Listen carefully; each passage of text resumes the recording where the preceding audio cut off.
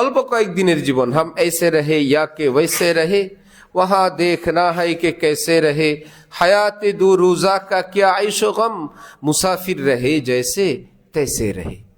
এই টাকা পয়সা গুনে লাভ নাই। একটা বাড়ি বাড়লো, আরেকটা বাড়লো, আরেকটা বাড়লো, আরেকটা বাড়লো। আগে একটু নামাজ রোজা করার সময় ছিল, এখন আর নামাজ রোজার টাইম নেই। আগে একটু দোয়া মুনাজাত তেলাওয়াত করা হইতো, এখন ব্যবসার কারণে হয় না। আগে মুখ ভালো ছিল, এখন আর মুখ ভালো না।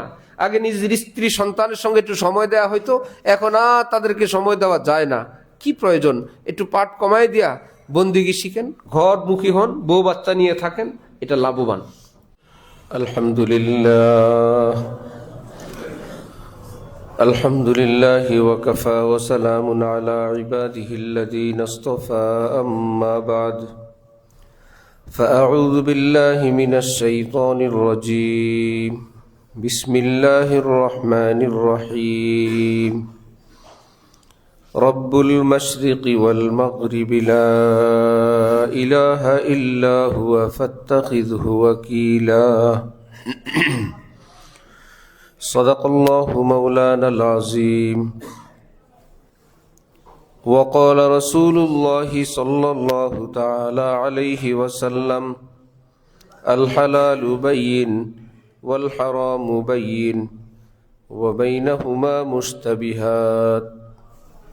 وقال رسول الله صلى الله تعالى عليه وسلم: دع ما يريبك إلى ما لا يريبك. وقال رسول الله صلى الله تعالى عليه وسلم: من أكل طيبا وعمل في سنة وأمن الناس بوائقه دخل الجنة. أو كما قال رسول الله صلى الله تعالى عليه وسلم. মোহতারাম মুসল্লিয়ানে কেরাম, আমি আল্লাহ পাক রব্বুল আলামিনের পবিত্র কালামের অংশবিশেষ তেলাওয়াত করলাম এবং হযরত রাসূল করিম সাল্লাল্লাহু আলাইহি ওয়াসাল্লামের কয়েকখানা হাদিস শরীফ পাঠ করলাম। আল্লাহ পাক কোরআন শরীফ এবং হাদিস শরীফের কামিল হেদায়েত আমাদের সকলকে নসিব ফরমান। কোরআনে পাক এবং হাদিসে পাকের নূরে আমাদের জীবনকে সুন্দর করার, আলোকিত করার তৌফিক দান করেন। হযরত রাসূল করিম সাল্লাল্লাহু আলাইহি ওয়াসাল্লাম বিভিন্ন সময় বিভিন্ন সাহাবীর আবেদনের প্রেক্ষিতে ছোট ছোট করে আমল বলতেন। এই 2 আমল করো, এই 3 আমল করো, যে এই 2 আমল করবে আমি তাকে তার জান্নাতের জিম্মাদারি নিলাম। কেউ এই 3 আমল যে করবে সে জান্নাতে যাবে। এরকম বেশ অনেক হাদিসে আছে। যেমন আমি যে হাদিস শরীফ পাঠ করলাম, এখানে নবীজি 3টি আমলের কথা বললেন, সাথে সাথে বললেন এই 3 আমল যে করবে সে জান্নাতে যাবে। ইসলামের তো হাজারো আমল আছে, সেগুলোর কি হবে? 3 আমল করেই জান্নাত, 2 আমল করেই জান্নাত। শুধু জবান এবং লজ্জাস্থানের গ্যারান্টি দিলে জান্নাতের গ্যারান্টি? নামাজ, রোজা, হজ, যাকাত, দান, সদকা, সেটার কি হবে? এর অনেক ব্যাখ্যা। এক ব্যাখ্যা হলো যে কমন যে সমস্ত আমলগুলো করণীয় বর্জনীয়, সেটার পাশাপাশি যদি এই 2টা অতিরিক্ত আমল করে, যেটা ইমার্জেন্সি করণীয়, ইমার্জেন্সি বর্জনীয়, সেটা করার বর্জনেরটা বর্জনের পাশাপাশি অতিরিক্ত যদি এই 2টা আমলও সে করে, তাহলে সে জান্নাতে যাবে। আরেক সহজ সরল ব্যাখ্যা হলো যে নবীজি তো হাদিসের মধ্যে বলেন নাই কমন আমলগুলো করার পরে যে এই 2টা করবে। নবীজি তো বলছেন এই আমল যে করবে সে জান্নাতে যাবে। কমন এর কথা তো নবীজি এখানে বলেন নাই। তাহলে যেভাবে বলছেন সেভাবেই যদি ধরা হয়, যেমন আজকের হাদিসে আছে, নবীজি এরশাদ করেন যে ব্যক্তি হালাল খাবে, তার এক ফিকির যে কোনোভাবে আমার রিস্কের মধ্যে যেন আমি কোনো হারাম খাবার গ্রহণ না করি, হারাম সম্পদের মালিক না হই। হারাম খাওয়ার অর্থ হারাম লোকমার, সেটা না। হারাম সম্পদের মালিক হওয়া মানে হারাম খাওয়া। যে হালাল খাবে, ওয়া আমিলা ফি সুন্নাহ, আর সুন্নত মোতাবেক আমল করবে।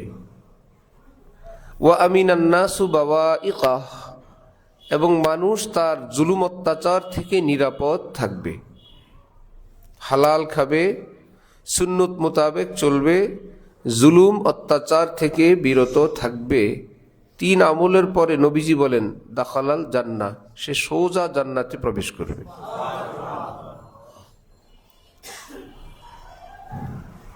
আমরা আমাদের বাহ্যিক চোখে দেখলে মনে হয় অনেক আমলই তো এখানে উপস্থিত নাই, যদিও সুন্নত মোতাবেক চলার মধ্যে পুরো শরীয়ত আছে। সেটা তো ব্যাখ্যা। একদম সহজ ভাষায় যদি হয় যে এক ব্যক্তি হালাল খায়, এই ব্যাপারে সে খুবই সতর্ক সচেতন, সব সময় সুন্নত মোতাবেক চলে, এই ব্যাপারেও সচেতন, আর কেউ আমার দ্বারা অনর্থক কষ্ট না পায়। অনর্থক শব্দ, নিজের সন্তানকে শাসন করতে হলে সে তো কষ্ট পাবে, কথা তো ছিল কাউকে কষ্ট দিবে না।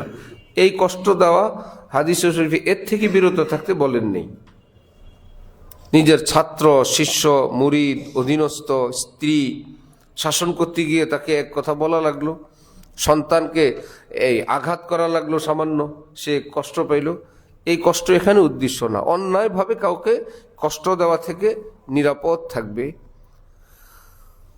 মুহাদ্দিসিনগণ বলেন, নবীজি বলছেন এই 3 আমল করলে আল্লাহ পাক জান্নাত দিবেন, তুমি 3 আমল করো। কিভাবে জান্নাত দিবেন? যেই নবীজি শরীয়তের কথা বলছেন সেই নবী তো এসব কথা বলছেন। তুমি আমল শুরু করো, তোমাকে জান্নাতের উপযুক্ত বানানোর জন্য, নবীজির কথার সম্মান রক্ষার জন্য যা যা করা দরকার সব কিছু আল্লাহ করে তোমারে কবরে পাঠাবেন। তোমাকে জান্নাতের উপযুক্ত করেই কবরে পাঠাবেন, নবীজির এই কথার লাজ এবং সম্মান রক্ষার্থে। যে 3 আমল করলে জান্নাত, বান্দা তো 3 আমল করলো, তাহলে তাকে তো জান্নাতের উপযোগী বানানো দরকার, নবীজি তো বলছেন। যেমন আগেকার বুজুর্গানে দিন মানুষকে ওজিফা দিতেন, লা হাওলা ওয়ালা কুওয়াতা ইল্লা বিল্লাহিল আলিয়্যিল আযীম, লা হাওলা ওয়ালা কুওয়াতা ইল্লা বিল্লাহিল আলিয়্যিল আযীম, এ আমল দিতেন। অর্থ হলো, আয় আল্লাহ, আমার গুনাহ থেকে বিরত থাকার কোনো ক্ষমতা নাই, বন্দিগি করার বিন্দুমাত্র শক্তিও আমার নাই, ইল্লা বিল্লাহ ইল্লা বিআউনিল্লাহ, আয় আল্লাহ আপনার মদদ ছাড়া, আপনি দয়া করলে আমি গুনাহ থেকে বেঁচে থাকতে পারবো এবং আমি বন্দিগি করতে পারবো। আপনার দয়া যদি না থাকে, শুধু আমাকে ছেড়ে দেন, আমার মতো না বন্দিগি করতে পারবো না গুনাহ থেকে বেঁচে থাকতে পারবো। এ কথা বললে আল্লাহ পাক ফেরেশতাদেরকে বলেন যে আমার বান্দা একদম আমার অনুগত হয়ে গেছে, আমার বান্দা সমস্ত অন্যায় অনাচার ভুল বিচ্যুতি সব বর্জন করেছে। ফেরেশতারা তোমরা সাক্ষী থাকো, আমার বান্দা একদম ভালো হয়ে গেছে, আমার বান্দা একদম আমার কাছে শতভাগ সারেন্ডার, আত্মসমর্পণ করলো। বান্দা এই কথা এদিকে বলেন, আল্লাহ পাক সেদিকে সেই কথা বলেন। এখন যদি এই লোকটা গুনার মধ্যেই থাকে, তাহলে আল্লাহ পাকের কথার লাজ থাকে না। ফেরেশতারা বলবে, আপনি বললেন লোকটা ভালো হয়ে গেল, হইল তো না। তো এই আমল যে করতে থাকে আল্লাহ পাক নিজের কথার সম্মান রক্ষার্থে ওই ব্যক্তিটাকে এইরকম গুনাহ বর্জনকারী, আল্লাহ পাকের কাছে আত্মসমর্পণকারী হিসাবে কবুল করে নেন, নিজেই তৌফিক দিয়ে দেন নিজের সম্মান রক্ষার্থে। আমাদের এক পীর ভাই মেয়ে বিয়ে দিবেন, বড় ভালো মানুষ, সরকার প্রধান থেকে ছেলের বাবা পুরস্কার নিচ্ছে, এরকম একটা ছবি ছেলের বাসায় গিয়ে দেখলেন যে বেয়াই সরকার প্রধান থেকে বিশেষ কোনো পুরস্কার গ্রহণ করতেছেন, এই ছবিটা ঘরের মধ্যে টানানো। বললেন না, এই লোকের সঙ্গে আমি আত্মীয়তা করব না, এই ছবি টানায় রাখছে, এই লোকের ছেলের কাছে মেয়ে বিয়ে দেব না। দিনদার মেয়ে ছেলে দরকার। হাদিস শরীফে আছে ফাজফার বিজাতি দিন, মেয়ে বিয়ে করো, মেয়ে বিয়ে দাও, দিন দেখো। অনেকে বাড়ি গাড়ি টাকা পয়সা দেখে আর কিছু দেখে না, ছেলে বচ্চরিত্র, নেশায় আক্রান্ত, আরো কত কিছু। নবীজি বলেন আরে সবই হবে, দিন যদি থাকে তো তারা সুখময় একটা দাম্পত্য জীবন কাটাবে, বাকিটা যা হবার হবে। স্বামী স্ত্রী মিল মিলাপ আছে, মহব্বত আছে, দিন আছে। ডাল রুটিও তাদের দুনিয়ার স্বর্গ, ডাল রুটিও দুনিয়ার বেহেশত। বেচারা ওখান থেকে ফিরে আসছেন, আরো অনেক কথা ওনার। উনি আবার দুলা পছন্দ করছেন যার তেমন কোনো ঘর বাড়ি নাই, তেমন কোনো সহায় সম্পত্তি নাই, দিনদার ছেলে। এখন কিভাবে কি করা? এই ছেলের কাছে মেয়ে বিয়ে দিলে নিজের আত্মীয় স্বজন, ভাই বেরাদার, তাদের কাছে মুখ দেখাবেন কিভাবে? সে অলিমা করারও তেমন যোগ্যতা নাই, ভালো ডিগ্রি আছে, এক সময় হবে, তাকওয়া আছে, পরহেজগারি আছে, আল্লাহ দিলে এক সময় হবে। এখন সিদ্ধান্ত নিলেন এই ছেলের কাছে মেয়ে বিয়ে দিব। চুপে চুপে অলিমা করার টাকা উনি নিজে ছেলেকে দিয়ে দিচ্ছেন, যে এরকম শানদার অলিমার ব্যবস্থা করো, তোমার পক্ষ থেকে টাকা দিলাম আমি। বড় স্পেশাল মেহমানদারি করছেন, আত্মীয় স্বজন ভাই বেড়াদারকে নিয়ে একবেলা খাওয়াই নিয়ে আসছেন। এখন তো মাশাআল্লাহ তারা বড় বেতনে চাকরি করে। এখন পরের মেয়েগুলোকে বলে ওই রকম দিনদার দেখিয়ে দিব। তার ড্রাইভার আমাকে বলে যে আমি স্যারের গাড়ি চালাই 14 বছর, তার ফ্যামিলি আমার গাড়িতে চড়ে, আজ পর্যন্ত স্যারের কোনো মেয়ে কিংবা ছেলে আমার সঙ্গে একটা কথা বলেনি। ব্যবসায়ী মিয়া, আলেম না, পিসাব না, ব্যবসায়ী।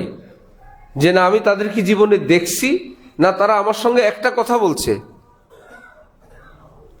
এখন তো গাড়ির ড্রাইভার কারো ভাই হয়ে যায়, কারো ভাতিজা হয়ে যায়, কারো দুলাভাই হয়ে যায়, কেউ আন্টি হয়ে যায়, কেউ আপা হয়ে যায়।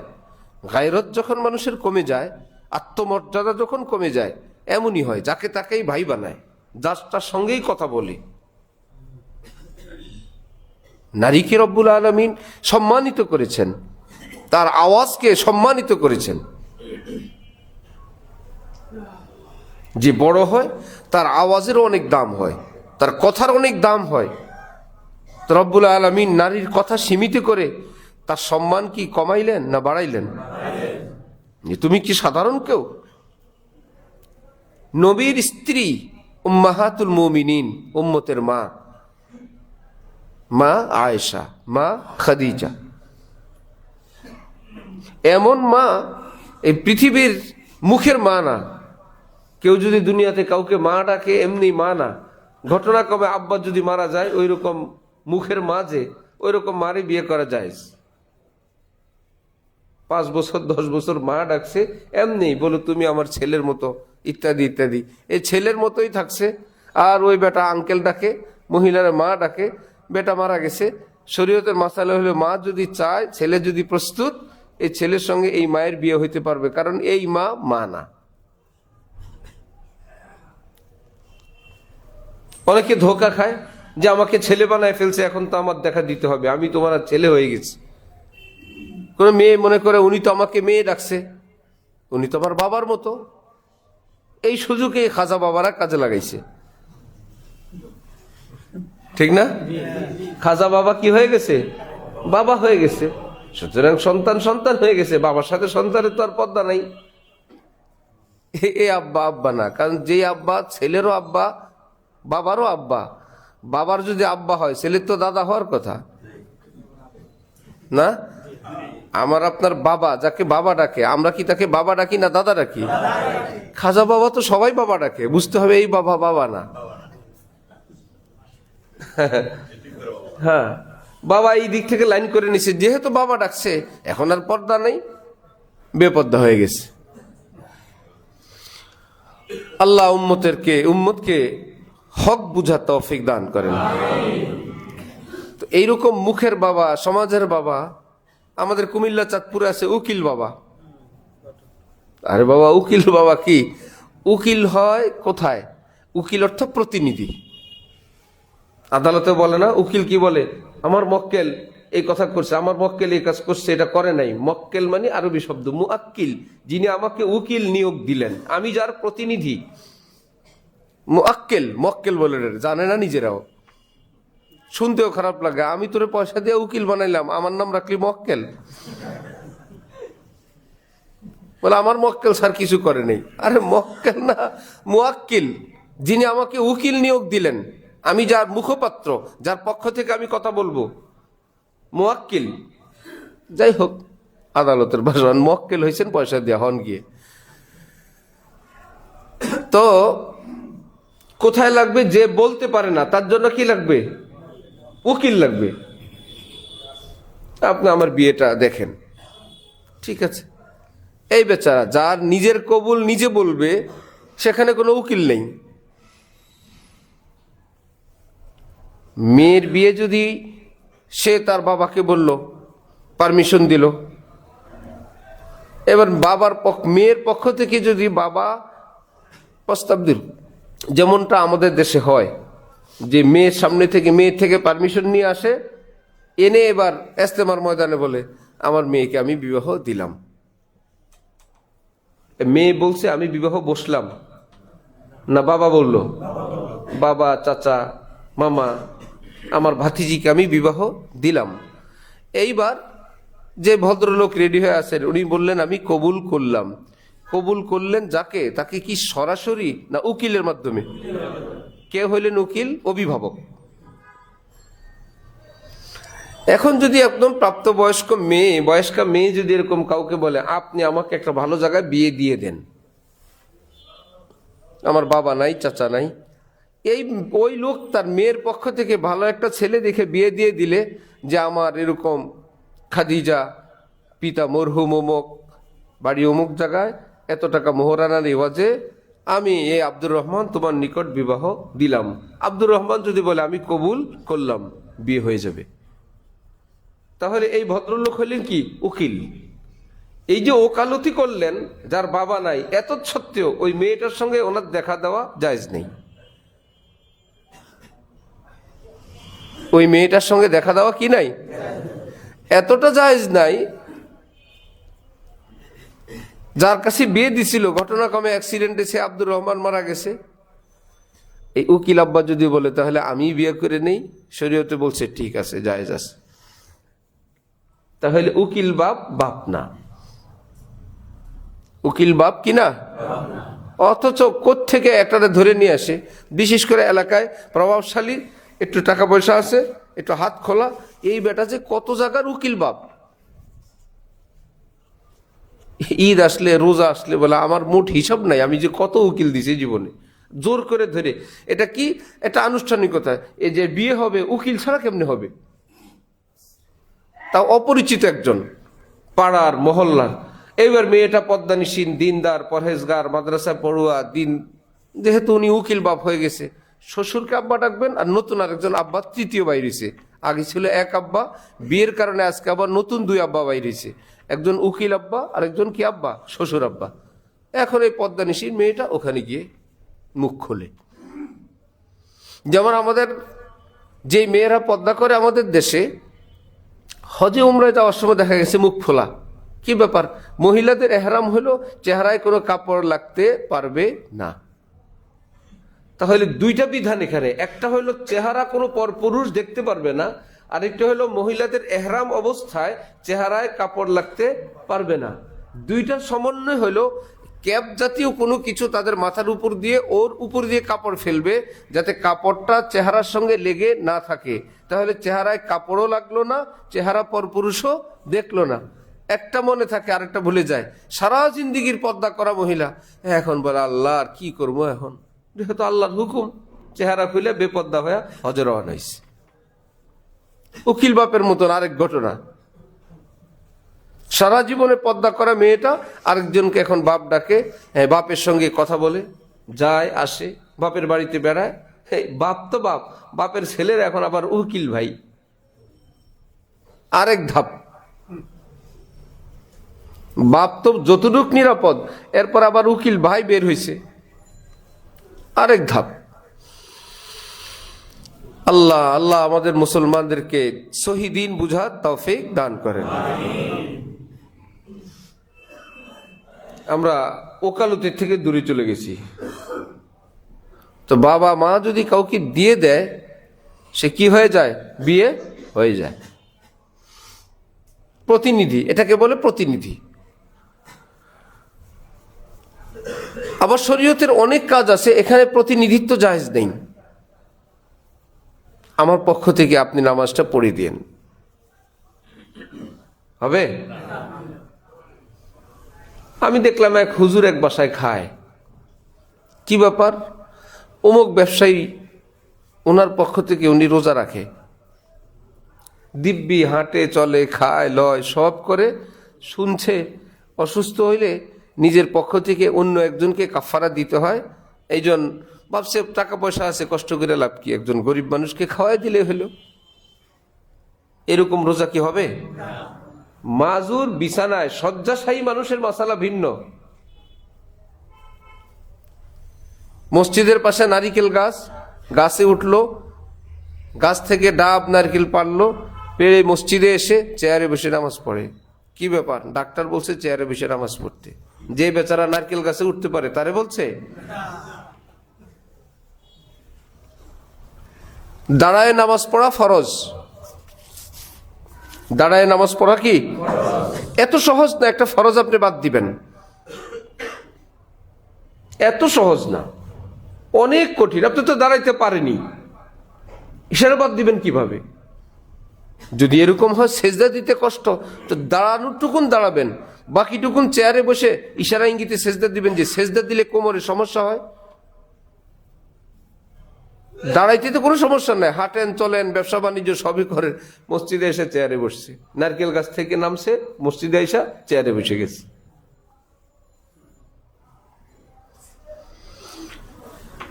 আল্লাহু আকবার। মান আকালা তাইয়িবান ওয়া আমিলা ফি সুন্নাহ। নবীজি বলেন, যে ব্যক্তি হালাল খাবে, শুনতে খুব সহজ, হালাল খাবে। আমরা তো হালাল খাই, শুধু এইটুকুন হলো এই মালটা একজন থেকে ধোকা দিয়ে কেনা হয়েছে, প্রতারণা করা হয়েছে, মিথ্যা বলা হয়েছে। তাহলে এটা শরীয়তের দৃষ্টিতে যে ফ্রেশ থাকা দরকার, হালাল হওয়ার জন্য যে নূরওয়ালা হওয়া দরকার, সেটা তার মধ্যে বাকি থাকে নাই। মিথ্যা, ধোকা, প্রতারণা, অন্যায়, ভালো বলে পচা মাল দিয়ে দিলাম, দূষী মাল দিয়ে দিলাম, 1 নম্বর বলে 2 নম্বর মাল দিয়ে দিলাম। যেমন বিভিন্ন পাড়া মহল্লায় হালাল খাওয়ার লোক আছে, যখন যে সরকার আসে সেই সরকারের লোকেরা, যুবকরা বলে হারাম খাই না, ইটা বালু রড সিমেন্টের ব্যবসা করি।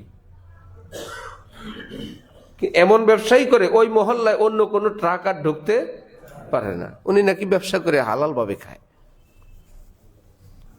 ইটার গাড়িতে ইটা কয়টা আছে গনাও যাবে না, রড টনে কতটুকু আছে এটাও হিসাব করা যাবে না, সিমেন্টের বস্তা 5 টাকা 10 টাকা বেশি ধরলেও কিছু বলা যাবে না। ওনারা বলবে আমরা ব্যবসা করে খাই। ব্যবসা তো শরীয়তে জায়েজ। এরকম কাউকে ব্ল্যাকমেইল করে, কাউকে আটকায় ব্যবসা করে খাওয়া কি জায়েজ না হারাম? উনি জানে যে ব্যবসা করে খাওয়া হালাল। কেউ আছে ডিশের ব্যবসা করে, ডিশের লাইন সংযোগ দেয়, উনি ব্যবসা করে, ব্যবসা করা কি সুন্নত। আপনাকে কেরানীগঞ্জের এক লোকের ঘটনা আমি বহু জায়গায় বলি। সাদা জামা, লাল দাড়ি, ইস্ত্রি করে ঘুরে ফিরে খায়। সবাই বলল কি ব্যবসা করেন? আসি আল্লাহ রাখছে। ভাই কি করেন? আমরা ফলওয়ালা করে গাড়িতে নিলে দেখি ফল বেচতেই থাকে, বড় দানা ছোট দানা, এই ক্রাউন হয়েছে, এই হানি হয়েছে, শুনতে শুনতে আমগো মুখস্থ হয়ে গেছে। এই আফ্রিকা, এই মিশর, কে কি করে তার সঙ্গে থাকলে অনুমান হয়। আরেক কাঠওয়ালা আছে ফরাজগঞ্জের, ওনার সঙ্গে থাকলে এই কাঠ শুরু হয়ে গেল, এত কেবি অত কেবি, টিকচম্বল গামারি। হযরত বললেন, হযরতওয়ালা বললেন, এই জালিম যেখানেই নেই দুনিয়ার, মক্কা আর মদিনা নেই, কাঠ বেচবি, কাঠ বেচা চালু আছে দুনিয়া, যেখানেই নিবেন। কোনো বাড়িতে গেলে, দাওয়াতে গেলে, ওই হাজি কাঠওয়ালা সহ উঠেই দরজার মধ্যে জোরে একটা থাপ্পড় দিয়ে একটা গালি দিবে। কোন চোরে দিছে? চোরের থেকে কিনছে এই কাঠ, 2 নম্বর সব। দেখে বুঝেন কিছু একটা যে ঝামেলা আছে রং সং করে। তো যার যেটা ভিতরে সেটা বোঝা যায় না। লাল দাড়িওয়ালা সাদা জামাওয়ালা স্ত্রী, তার বোঝা যায় না যে কিসের ব্যবসা করেন। ব্যবসা করা তো হালাল সুন্নত। পরে সাথীদের কাছে বলল, একটা মদের লাইসেন্স আছে, উনি ব্যবসা করে খায়, ওনারে আল্লাহ খাওয়ায়। মান আকালা তাইয়িবান, যে হালাল খাবে। হযরত ইমাম আজম আবু হানিফা রহমতুল্লাহ আলাইহি ব্যবসায়ী ছিলেন। মহিলা আসলেন, এসে বললেন, বাবা আমি এখান থেকে একটু কাপড় নিব, আগে ওয়াদা করো কেনা দামি দিবা। দিব। কতটুক লাগবে? এতটুক। কাপড় কেটে দিলেন। কত দাম? বললেন, মা এই থান কিনতে আমার যেই টাকা পড়ছিল, তুমি আসার আগে এই থান থেকে কেটে বিক্রি করার পর আমার মূল পুঁজি উঠে গেছে, এইটুকুন কাপড় আমার লাভের, এইটুকুন কিনতে তো আর পয়সা লাগে নাই, আর তোমার সঙ্গে ওয়াদা কেনা দামে বেচবো, এইটুকুন কিনতে আমার পয়সা লাগে নাই, যাও পয়সা লাগবে না। যদিও মাসালা আরেকটাও আছে, ভাই এটাও তো গজে গজে তো কেনার দাম পড়ছে, সেটা হইলেও জায়েজ, আমি সেটা করতে পারবো। কিন্তু উনি ধরছেন আরেক লাইন, উদ্দেশ্য মহিলাটাকে কাপড় দান করে দিবেন, যে বললেন এই থান কিনতে যত টাকা পড়ছিল, খরচ হয়েছিল, ওটা আমার উঠে গেছে, এখন আমার লাভের টুকুন আছে, এটা এইটুকুন কিনতে আর টাকা লাগে নাই। সুতরাং ওয়াদা যেমন কাজও তেমন। বিশাল বড় লট কাপড়ের, এক ভদ্রলোক কাপড়ের দাম বলে গেছে, ইমামে আজম রাজি হন নাই। বিয়ে শাদীর মতন হইল ইজাব কবুল, ব্যবসায়ও ইজাব কবুল আছে। বিয়ে শাদীতে আছে ইজাব কবুল, প্রস্তাব দিলে বিয়ে হয় না, কবুল বললে হয়ে যায়। ব্যবসাও কেউ প্রস্তাব দিবে আর অপরজন যদি কবুল বলে, আমি নিলাম, হয়ে গেল। বাকি রইল ব্যবসার ক্ষেত্রে নবীজি আরেকটা কথা রাখছেন, কেউ বেচা কিনা করলো, উভয় পক্ষের কেউ যদি সেটাকে ক্যান্সেল করতে চায়, যে ভাই আমি কম দামে বিক্রি করে দিছি, আমি বুঝতে পারি না আমার মালের দাম বেশি, আপনি দয়া করে এটা ক্যান্সেল করেন। অথবা যিনি কিনলেন তিনি বললেন যে ভাই আমি কিনবো না, আমি বলছি আমি কিনবো না, তো দোকানদার যদি বলে আচ্ছা ঠিক আছে আপনার যেভাবে সুবিধা হয়, নবীজি বলেন যে তুমি যে তোমার ভাইকে এরকম একটা বিপদ থেকে রক্ষা করলা, আল্লাহ পাক তোমাকে বড় পুরস্কার দান করবেন। না ভাই হয়ে গেছে, এটা নিতেই হবে, এর থেকে তাকে রক্ষা করে দিলা। গাজীপুরে আমাদের এক ব্যবসায়ী আছেন, দোকানে, কাপড়ের দোকানে, বাচ্চাদের, মহিলাদের, পুরুষদের বড় করে সাইনবোর্ড লাগানো, দোকানের ব্যাগের মধ্যে বড় করে লেখা, বিক্রিত মাল ফেরত নেওয়া হয়। হয় হয় সবাই ভাবছে মনে হয় না লিখতে চাইছে, ভুলে মনে হয় লিখছে, বলে না এটাই লিখতে চাইছি। তিনি বলেন হুজুর আমার দোকানে এমন বেচা কিনা যেখানে লেখা থাকে বিক্রিত মাল ফেরত নেওয়া হয় না, মানুষ ওখানে ভয়ে কিনে না, একবার কিনলে তো আর ফেরত দেওয়া যাবে না, বুঝে শুনে কিনো, ঘরের লোকজন নিয়ে আসো, বাচ্চা করে নিয়ে আসো, একবার কিনলে কিন্তু খবর আছে কেনা হয়ে গেছে, আর ফেরত নাই। আর উনি লিখছেন বিক্রিত মাল ফেরত নেওয়া হয়, কিনো, কোনো টেনশন নাই, বাড়িতে নিব, পছন্দ না হলে ফেরত দেওয়া যাব। একসময় আমি আমার শায়েখের বাজার করতাম, হযরতের বাচ্চাদের, এখন কি মুশকিল, বাজার সদাই এনে দিলাম, এখন মাঝে মাঝে পছন্দ হয় না, মাঝে মাঝে পছন্দ হয়, দোকানদার চেনে না, এখন কেমনি কি। তো আমরা বুদ্ধি করতাম যে ভাই এই কাপড়গুলোর যত দাম আমি আপনাকে দিয়ে যাই, আপনি আজকের বিক্রিতে উঠাবেন না,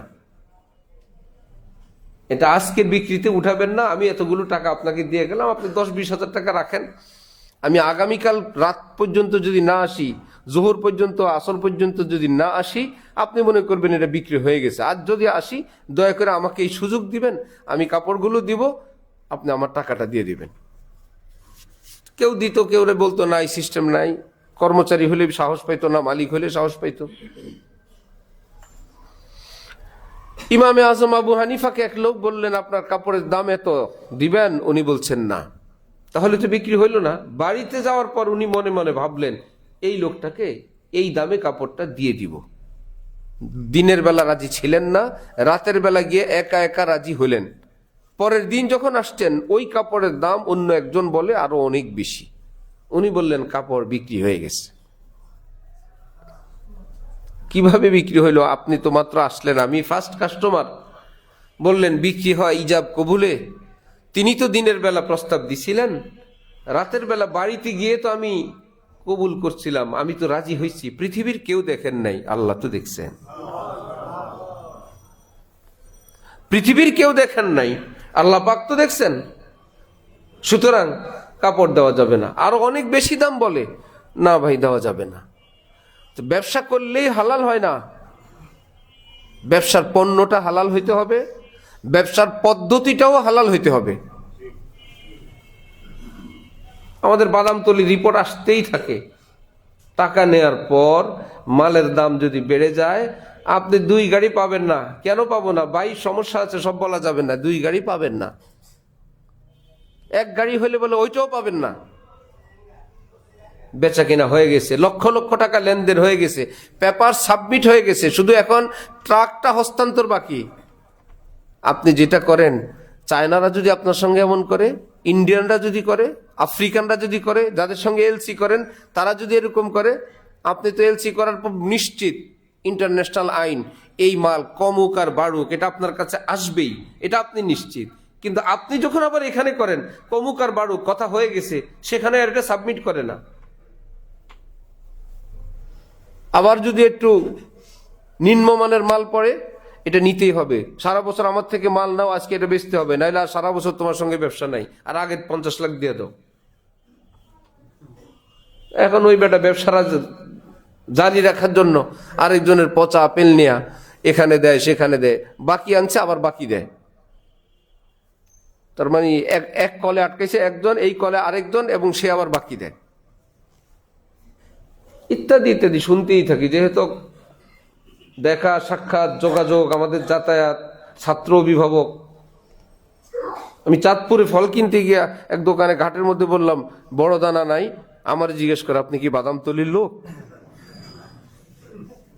কেন ভাই, কি বলে? দানা শব্দ এটা বাদামতলির। আমিও তো জানি না, আমি ধরা খেয়ে গেছি এভাবে।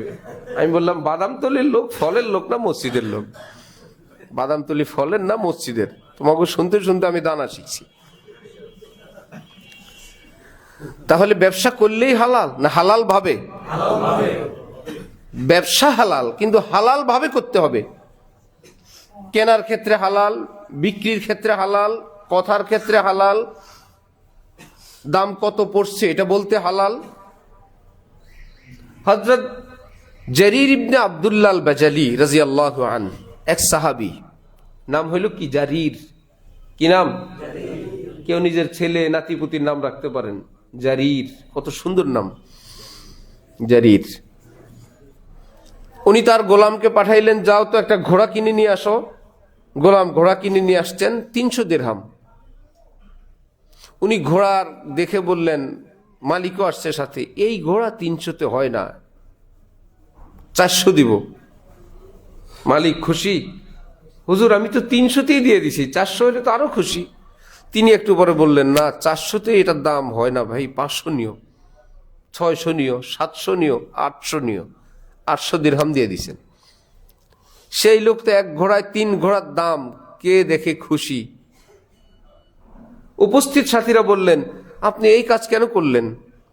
বললেন যে, বিক্রি তো করলো কোনো ঠেকায় পড়ে, এই ঘোড়ার দাম বাজারে এত না, 300 বিক্রি করে কানতে কানতে যাবে যে আমার ঘোড়াটা এই দামের না, আজকে বিপদে পড়ে বেচলাম, আমার লাভ হইলো, আমার ওই ভাইয়ের তো লাভ হইল না, আমি খুশি হইলাম, তিনি তো হলেন না।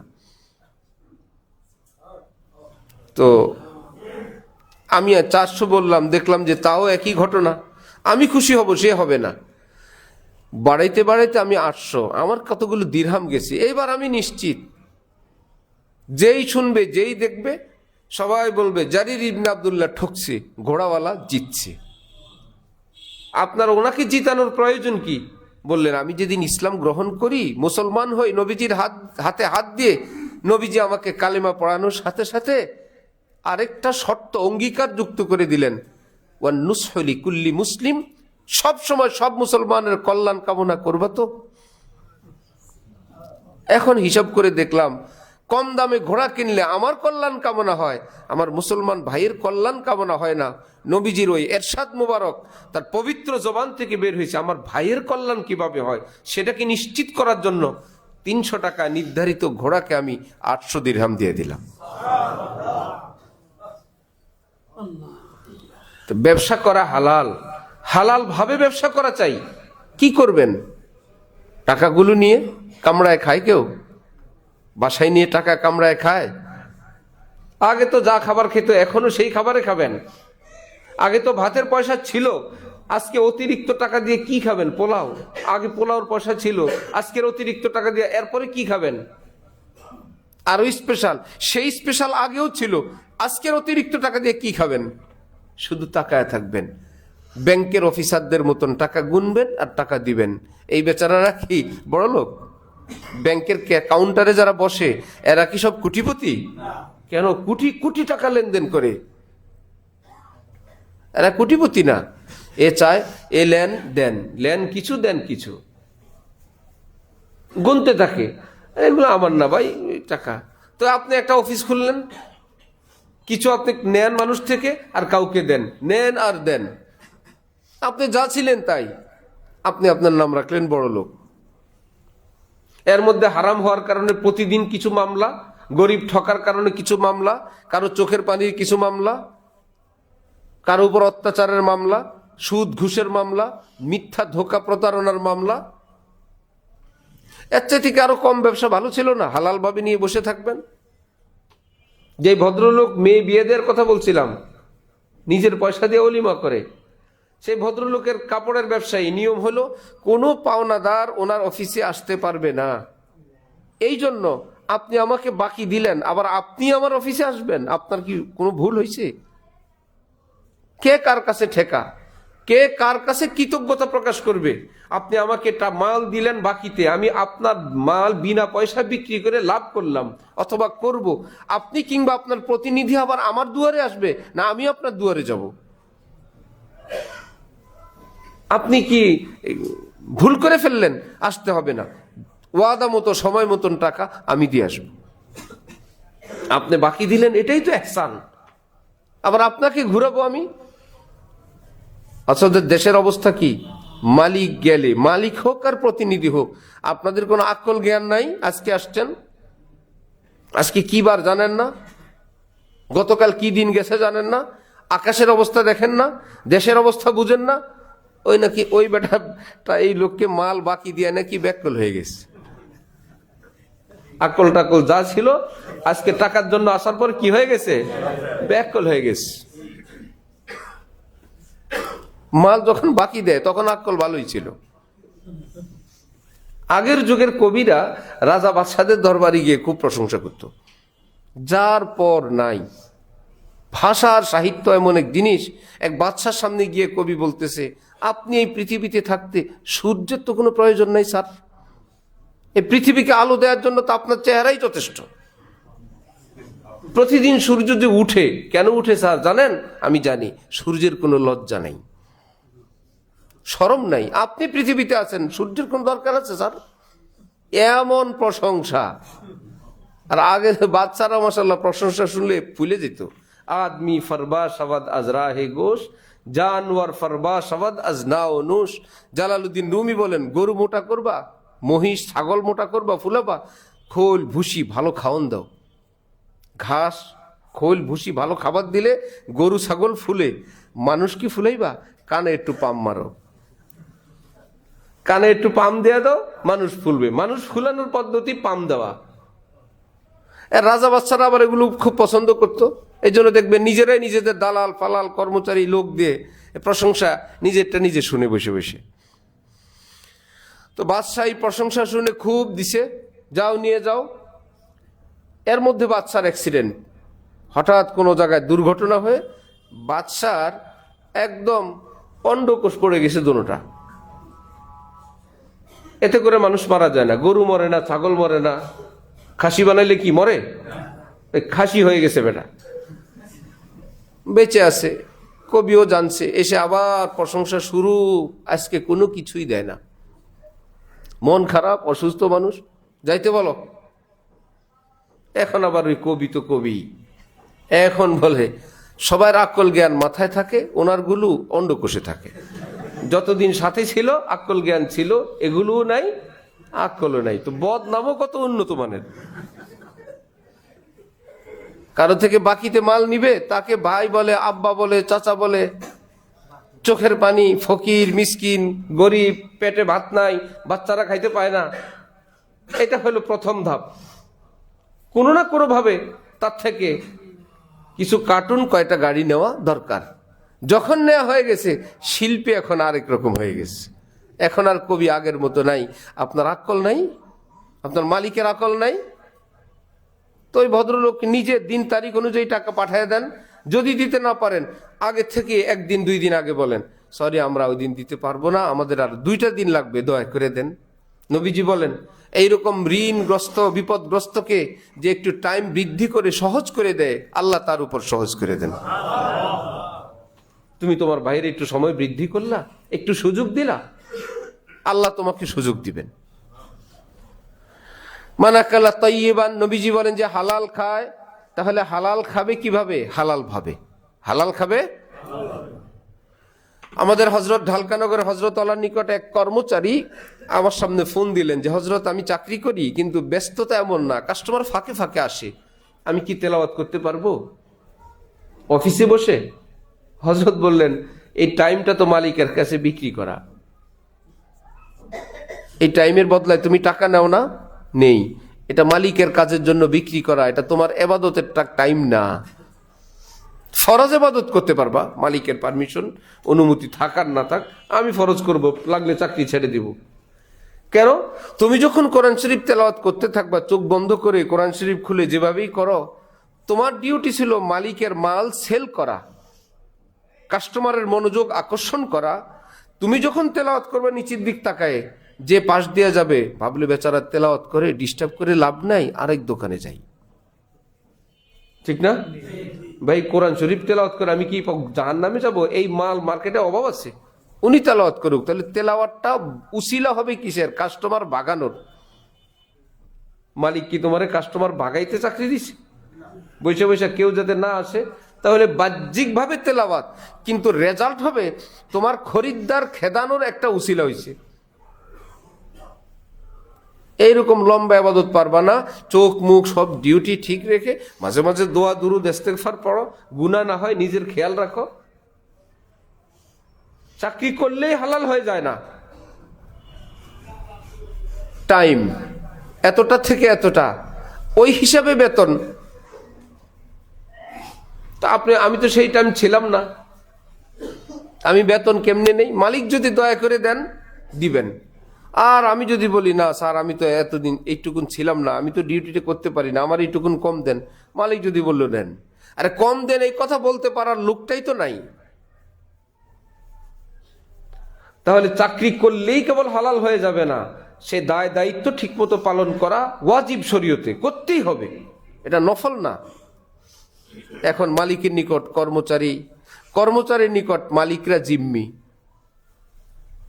এক এক বিভাগে যে যেখানে কর্মচারী ধমক দেয় মালিকরে। ব্যবসা করি, চাকরি করি, হালাল ভাবে খাই, আল্লাহ আমাদেরকে তৌফিক দান করেন। ওয়া আমিলা ফি সুন্নাহ, দ্বিতীয় আমল। প্রথমটা হালাল খাওয়া, দ্বিতীয়টা সুন্নত মোতাবেক আমল করা। চেষ্টা করবো ইনশাআল্লাহ। অল্প কয়েকদিনের জীবন, হাম ऐसे रहे या के वैसे रहे, वहां देखना है कि कैसे रहे, हयात दो रोजा का क्या आयशो गम, मुसाफिर रहे जैसे तैसे रहे। এই টাকা পয়সা গুনে লাভ নাই। একটা বাড়ি বাড়লো, আরেকটা বাড়লো, আরেকটা বাড়লো, আরেকটা বাড়লো। আগে একটু নামাজ রোজা করার সময় ছিল, এখন আর নামাজ রোজার টাইম নেই। আগে একটু দোয়া মুনাজাত তেলাওয়াত করা হইতো, এখন ব্যবসার কারণে হয় না। আগে মুখ ভালো ছিল, এখন আর মুখ ভালো না। আগে নিজের স্ত্রী সন্তানের সঙ্গে একটু সময় দেওয়া হয়তো, এখন আর তাদেরকে সময় দেওয়া যায় না। কি প্রয়োজন? একটু পাট কমায় দিয়া বন্দিগি শিখেন, ঘরমুখী হন, বউ বাচ্চা নিয়ে থাকেন, এটা লাভবান। ওয়ামিলা ফি সুন্নাহ, হালাল খাওয়া, সুন্নত মোতাবেক আমল করা। 2, ও আমিনান নাসু বাওয়াইকাহ, মানুষকে শতভাগ নিরাপদ করা। আমি অত্যাচার করব না, তোমরা নিশ্চিত। আর মানুষও বলবে উনি জুলুম করবে না, 100% নিশ্চিত। উনি মরতে পারে, ঠকতে পারে, ক্ষতবিক্ষত হইতে পারে, উনি অত্যাচার করবেন না। নবী বলেন আমিনা, লোকেরা যদি নিশ্চিত হয় তোমার অত্যাচার থেকে, উনি অত্যাচার করবেন না, তোমার চরিত্র এমন। আবার তুমি চলো সুন্নত মোতাবেক, খাও হালাল, আমি গ্যারান্টি দিলাম দাখালাল জান্নাহ, তুমি জান্নাতে প্রবেশ করবে। 3 আমল কেমন ইনশাআল্লাহ? হালাল খাওয়া, সুন্নত মোতাবেক চলা, আর জুলুম অত্যাচার থেকে বিরত থাকা। আল্লাহ আমাদেরকে তৌফিক দান করেন।